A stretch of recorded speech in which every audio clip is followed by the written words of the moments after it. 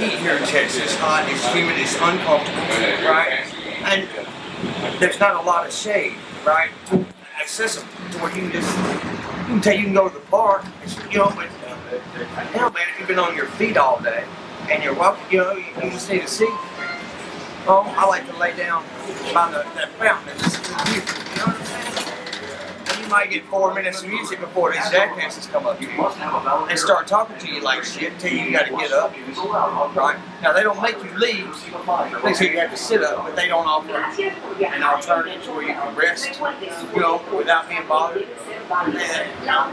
They basically just, they shoo you away and try to sweep you under the carpet.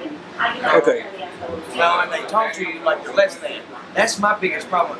You know, I understand doing the job, right? And I respect the man that's doing his job as long as he comes to be correct. You know what I'm saying? Okay.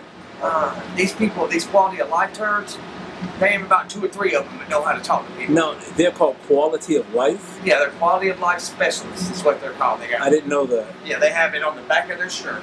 Okay. But they have no arresting power, no police power. They just ride around and tell you not to sit there, not to lay there. That's what they do. Okay. And how they give directions instead of, you know, like how has the new ordinance affect you? Well, you know, man, I hadn't been up downtown long, right? But man, it's 50 years old, bro. I can't walk all day long. You know what I'm saying? I need to sit down sometime. And you know, it just, you can't sit down and catch a breather anywhere. Not. They come up and run you off. You know, you can't sit there. You can't sit there. You can't sit there. You know? It keeps you frustrated, and you're already, one is already hostile with the heat. You know what I'm saying? And, yeah. And you're dealing with other personality. This ordinance, it's just in a way of giving a fuck you to the homeless people. You know what I'm saying? Wow. In my opinion, that's how I see it. Okay. Because they treat you like shit and try to shoo you away. They're not really offering. Are there any resources? Do they give you guys any resources?